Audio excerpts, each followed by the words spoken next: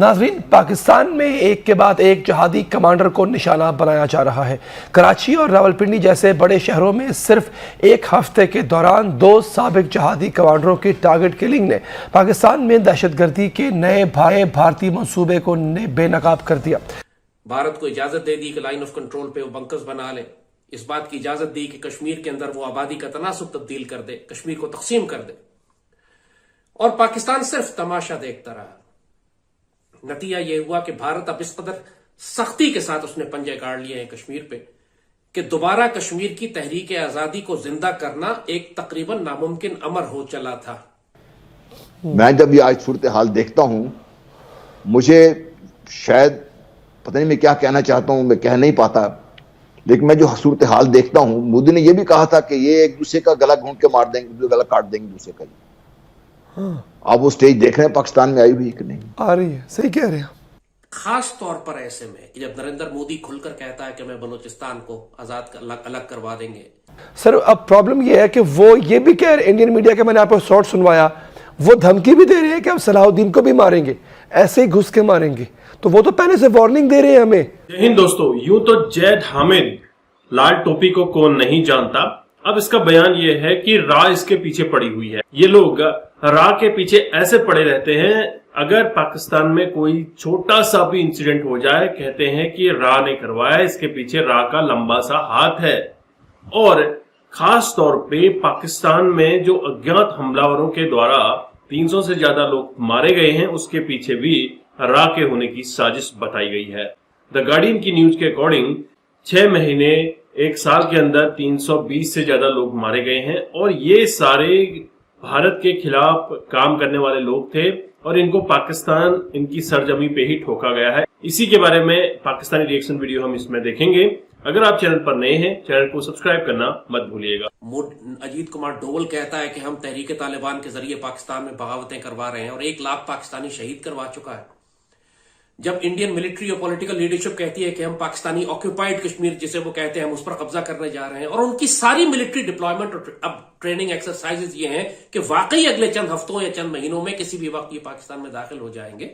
2 روز پہلے 26 فروری کو کراچی کے علاقے گلستان جوہر میں 55 سالہ خالد رضا، جبکہ 20 فروری کو راولپنڈی میں 60 سالہ بشیر احمد کو نامعلوم موٹر سائیکلوں نے موت کے گھاٹ اتار دیا۔ کم و بیش 1 سال پہلے مارچ 2022 کو کراچی کی اختر کالونی میں مصری زاہد ابراہیم بھی نامعلوم موٹر سائیکل سواروں کے ہاتھوں مارے گئے تھے۔ برطانوی نشریاتی ادارے BBC کے مطابق قتل کی ان 3 وارداتوں میں مقام مختلف ہے، لیکن طریقہ واردات ایک جیسا ہے کہ نامعلوم افراد نے ٹارگٹ کلنگ میں ہدف کو نشانہ بنایا۔ اگر مقتولین کے ماضی کا بغور جائزہ لیا جائے تو ایک قدر مشترکہ کا سراغ لگانا مشکل نہیں۔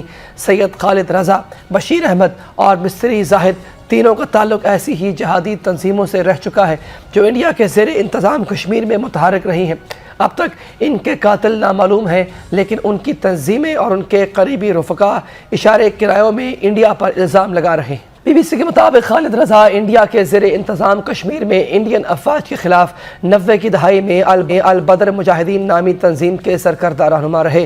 بشیر احمد پیر عرف امتیاز عالم حزب المجاہدین کی سپریم کونسل کے رکن ہونے کے علاوہ تنظیم کے بانی سربراہ کے بعد تنظیم کے بااثر کمانڈر سمجھے جاتے تھے، جبکہ مصری زاہد ابراہیم دسمبر 1999 میں قائداعظم جیش محمد کے سربراہ مولانا مسعود اظہر کی رہائی کے لیے انڈین مسافر جہاز کو اغوا کرنے والے ہائی جیکرز میں شامل تھے۔ یہی نہیں، تقریباً 2 ہفتے قبل کراچی کی اختر کالونی ہی میں زاہد ابراہیم مصری کے قریبی ساتھی اور انڈین طیارہ ہائی جیکنگ کیس کے ایک دوسرے کردار کو اس کے گھر میں نشانہ بنانے کی منصوبہ بندی پکڑی گئی۔ گزشتہ برس حزب المجاہدین کے سربراہ سید صلاح الدین کی گاڑی کو بم دھماکے سے اڑانے کا منصوبہ ناکام بنایا گیا، جبکہ جون 2021 میں لاہور کے علاقے جوہر ٹاؤن میں ایک کار بم دھماکے میں قائداعظم جماعت الدعوہ کے سربراہ حافظ سعید کے گھر کو نشانہ بنانے کی کوشش کی گئی، جس میں 4 افراد ہلاک ہو گئے تھے۔ تحقیقاتی اداروں کی رپورٹ کے مطابق اس حملے میں انڈیا ملوث تھا۔ یہ جن کو آتنکوادی کہہ رہا ہے انڈین میڈیا، یہ کشمیریوں کے حق کے لیے لڑے، کشمیر کی آزادی کے لیے لڑے ہیں۔ پاکستان میں ان کو شہید کہا جاتا ہے، پاکستان میں ان کو مجاہدین کہا جاتا ہے۔ اس کے 2 پہلو ہیں۔ ایک تو اگر آپ کو یاد ہو، میونخ اولمپکس میں اسرائیلی مارے گئے تھے جی، اور اسرائیلیز نے چن چن کے ان لوگوں کو ڈھونڈ کر نکال کر دنیا کے مختلف کونوں میں جا کے ان جو بھی لوگ اس میں انوالو تھے ان کو انہوں نے ہلاک کر دیا تھا انہیں. جی آپ کو یہ پیٹرن دیکھ رہے ہیں کہ پاکستان میں ہو رہا ہے. کچھ عرصہ پہلے اگر آپ کو یاد ہو حافظ سعید صاحب پہ باقاعدہ ایک حملہ ہوا تھا جی اور اس کا بھارت میں باقاعدہ انہوں نے پورا ڈرامہ جو کر رہے تھے وہ سب کچھ انہوں نے بات واضح کر دیا تھا. اس میں بھارت کا یہ ایک پہلو ہے جو شاید دنیا کو معلوم ہے. جب میں دنیا میں بات کرتا ہوں تو میں خاص طور پہ امریکہ کی بات کرتا ہوں, برطانیہ کی بات کرتا ہوں. ان کو معلوم ہے ان کے ساتھ مل کے یہ کام ہو رہا ہے. اسرائیل شاید ان کو سپورٹ کر رہے ہیں, شاید ان کو سپورٹ افغانستان بیس وہاں سے آ رہی ہے. یہاں سے لوکل انوالوڈ ہمارے بندے ہوں گے لیکن کرنے والے وہ ہیں. ایک تو یہ پہلو ہے, مجھے اس میں کوئی شک نہیں ہے. دوسرا جو بہت افسوسناک اس سے زیادہ تکلیف دہ پہلو میرے لیے یہ ہے کہ میں پاکستان ہم کیا کر رہے ہیں اس سلسلے میں. کیونکہ اگر جو کچھ سامنے آیا ہوا ہے اور اس میں کوئی شک کوئی گنجائش نہیں ہے کہ بھارت یہ کر رہا ہے تو میں کہاں پر کھڑا ہوں. میرے ملک کے جو لوگ ہیں جن کا یہ کام ہے اس چیزوں کو لک آفٹر کرنا, یہ داخلہ کا میں انٹرویو سن رہا تھا, ان کا صرف کہہ دینا کافی ہے اس چیز کا. یہ ان کی ذمہ داری نہیں ہے ان کی. یہ کیا ان کی ذمہ داری نہیں ہے کہ میرے پاکستان میں جو لوگ جنہوں نے پاکستان کے لیے کشمیریوں کے لیے بلکہ کشمیری پاکستانیوں کے جو کام کیا ان کی حفاظت کرنا بھی تو ہماری ذمہ داری ہے. کہ ہمیں یہ پتہ نہیں لگا سکتے کہ بھارت یہ اتنا بڑا منصوبہ پاکستان میں اس پر عمل پیرا ہے اور ہم اس کو ابھی تک روکنے میں ناکام رہے ہیں اور ہم اس کو جواب دینے میں ناکام رہے ہیں. پاکستان میں دہشت گردی کے جو لوگ پاکستان میں دہشت گردی ملوث ہوتے ہیں, ہم نے ایک کو تو مہمان بنا کے رکھا ہوا ہے, باقی بھارت میں لوگ کھلے عام پھر رہے ہیں, ان کو کوئی پوچھنے والا نہیں ہے. ہم اپنے ہاتھ باندھ کے بیٹھ گئے ہوئے ہیں. دوسرا پہلو یہ ہے, میرے لیے یہ زیادہ تکلیف دہ پہلو میرے لیے یہ ہے. جی میں نے آپ سے یہ عرض کی نا کہ بھئی بھارت نے جو کرنا ہے وہ تو کر رہا ہے وہ, اور وہ پیٹرن فالو کر رہا ہے جو اسرائیل نے میونخ غلبے کے سلسلے میں جب میں نے آپ سے بات کی اس سلسلے میں فالو کیا تھا. جی اور وہ دیکھیے ایک سے بعد ایک جو مجاہدین تھے ان کے پیچھے آئے ہوئے ہیں والے وہ ڈکلیئر بھی کر رہے ہیں. اور ان کی ڈکلیریشن کا مطلب کیا آپ سمجھتے ہیں؟ اس کا مطلب یہ ہے کہ پاکستان نے اپنے جو ہاتھ پاؤں باندھ کے رکھے ہوئے ہیں ان کی رسیاں اور ٹائٹ ہو گئی ہیں. ہم اپنے آپ کو اس قدر مجبور محسوس کر رہے ہیں اس وقت بیٹھ کے کہ ہمارے ہاں میرا وزیر داخلہ مجھے یہ کہہ رہا ہے کہ ہے تو بھارتی ہے لیکن آگے کیا کر رہے ہیں ہم اس کے سلسلے میں. ہم نے بھارت کو کس کا جواب دیا؟ کلبھوشن یادو کو تو ہم نے مہمان میں آ کے رکھا ہوا ہے نا. اس کے علاوہ اور کیا ہم کیا کر رہے ہیں؟ جو میرے ملک میں گھس کے میرے لوگوں کو شہید کر رہے ہیں, میرے بندوں کو مارنے کے علاوہ ہم کیا کر رہے ہیں؟ صحیح کہہ رہے ہیں. اور یہ آپ کا میرا نمبر بھی کبھی بھی آ سکتا ہے سر بائی دا وے. اچھا سر عرض یہ ہے کہ یہ آپ کو کیا لگتا ہے کہ ان پہ کوئی انٹرنیشنل پریشر ہے ان پہ؟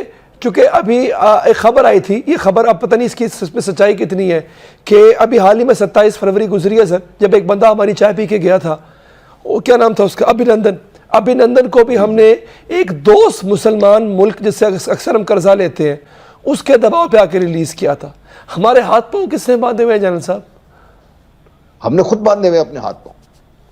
ہم نے مل ملا کے پاکستان کو سٹیج پہ پہنچا دیا ہے کہ ہم احتجاج کرنے کی قابل بھی نہیں رہے اس وقت. ہم نے اپنے آپ کو یہاں اس جگہ پہ پہنچا دیا ہے. کشکول لے کے پھریں گے تو حال تو یہ ہوگا نا ہمارا. پاکستان کے لیے تو کوئی کام کرے. تو دوستو آپ نے یہ ویڈیو دیکھا اور آپ کو آئیڈیا لگ گیا ہوگا کہ پاکستانی کمنٹریٹر زید حامد کا کہنا ہے کہ راہ بھی اس کے پیچھے پڑی ہوئی ہے. جس طرح سے پاکستان میں بھارت ویرودھی آتنکوادیوں کو یا پھر آپ کہیں کشمیر ویرودھی لوگوں کو مارا جا رہا ہے. اب یہ جو لوگ مارے گئے ہیں یہ کوئی اچھے لوگ تو نہیں تھے, کوئی لیڈر تو نہیں تھے کسی بھی پرانت میں, یہ کوئی اچھا کام نہیں کر رہے تھے. انہوں نے ہمیشہ ہی بھارت ویرودھی کام کیے. دوسری بات, اب پاکستان کے اندر جو بچے کھچے لوگ ہیں وہ یہ ڈر میں رہ رہے ہیں کہ کب ان کو ٹھوک دیا جائے گا. اگیات حملہ کے دوارا لگاتار کہیں نہ کہیں کچھ ایسے انسیڈنٹ ہو رہے ہیں, کچھ ایسے کام کیے جا رہے ہیں جس سے کہ آتنکوادیوں کے اندر بھی ڈر ستا رہا ہے, ڈر سا بس گیا ہے. اور وہیں زید حامد جو کہ منہ پھٹ آدمی ہے اور جس کو کچھ نہیں پتا, بھارت کے خلاف ہمیشہ اپنی عوام کو اکسانے کا کام کرتا ہے. کبھی اسرائیل پہنچ جاتا ہے لڑنے, کبھی گاجا پہنچ جاتا ہے لڑنے, اور کبھی بھارت میں گجوائے ہند کرنے کی بات کو لے کر اتنا اتارو ہو جاتا جیسے ابھی یہ چل دے گا گھوڑے پر بیٹھ کر, ان کے پاس خود کے کھانے کے لالے پڑے ہوئے ہیں, آٹا نہیں ہے دیش میں, گجوائے ہند کرنے کی سوچتے ہیں. پاکستان کی عوام پریشان ہے, ترست ہے کس طرح سے ان کو روٹی نصیب ہو.